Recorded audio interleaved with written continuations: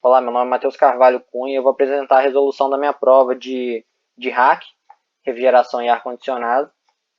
E a questão 1 pede para dizer qual a definição de refrigeração, qual a definição de ar-condicionado e também pede para explicar a correlação entre essas duas áreas de engenharia mecânica, mostrando as faixas de temperatura de cada um. E aí, refrigeração é o processo de remoção de calor, onde ele não é desejado. Ar-condicionado é o sujeito a um tratamento térmico, a fim de melhorar o conforto térmico de um ambiente ou até a qualidade do ar, melhorando a qualidade de vida das pessoas. E os processos de refrigeração, eles são processos de baixa temperatura, onde normalmente eles atuam na faixa entre 0 e menos 40 graus, enquanto o ar-condicionado é na faixa de 5 graus Celsius a 25 graus Celsius, basicamente. E o ar-condicionado ele é o processo de refrigeração. Porém, ele possui o intuito de climatizar e também proporcionar conforto térmico e não congelar.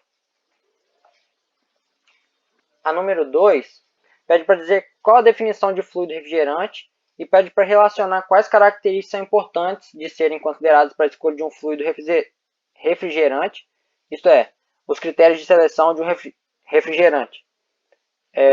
Aqui na resolução, um fluido refrigerante ele é um produto químico utilizado em sistemas de refrigeração e climatização de ambientes. E para escolher bem um fluido refrigerante, primeiro a gente tem que ver se ele é tóxico ou então inflamável e também olhar o tipo em que está sendo trabalhado, se ele é primário, que são os usados em sistemas de compressão de vapor, ou então os secundários, que realizam o transporte de energia a baixa temperatura. A número 3 pede para o que significam as siglas GWP e ODP e por que elas são importantes. A GWP é o potencial de aquecimento global, a ODP é o potencial de destruição da camada de ozônio, e essas siglas são muito importantes porque elas nos indicam o quão danoso pode ser o gás para o meio ambiente. Agora, número 4, quais são os tipos de refrigerantes? Quais deles estão em desuso ou processo de fim de produção? Quais estão substituindo os fluidos relacionados na pergunta anterior? Aqui na 4, os fluidos refrigerantes mais utilizados são o HCFCs, o HFCs e os blends, que são formados por vários fluidos refrigerantes. E com o desuso dos HCFCs, que agridem a camada de O2, e os HFCs com alto potencial de aquecimento global, que é o GWP, né? E aí encontra-se mais facilmente nos mercados os de CO2, que é os gás carbônicos, ou de R744, amônia. Mas os hidrocarbonetos, eles também vêm se destacando muito, como fluidos refrigerantes. A número 5, quais os motivos que fazem os hidrocarbonetos um fluido refrigerante seguro?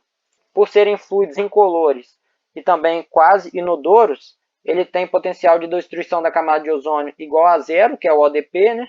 E potencial de aquecimento global direto é desprezível, GWP igual a 3.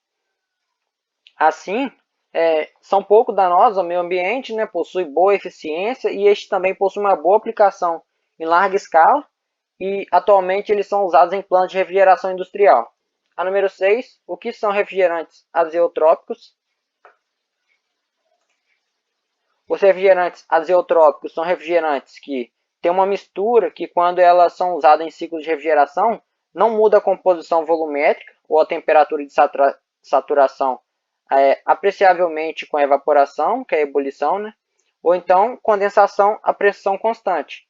Em outras palavras, eles são refrigerantes cuja mistura não altera ou separa as faixas quando usados em sistemas de refrigeração. A número 7 pede para explicar o ciclo de refrigeração por absorção. O sistema de absorção, eles usam energia térmica para produzir um efeito de refrigeração. Nesse sistema, o refrigerante ele absorve o calor a temperatura e pressão baixa, e durante a evaporação ele libera o calor a alta temperatura e pressão. A número 8, na questão pede para a gente comentar a importância do uso de isolantes térmicos nos ambientes a serem refrigerados, como é feito o cálculo de espessura a ser usada e as considerações necessárias.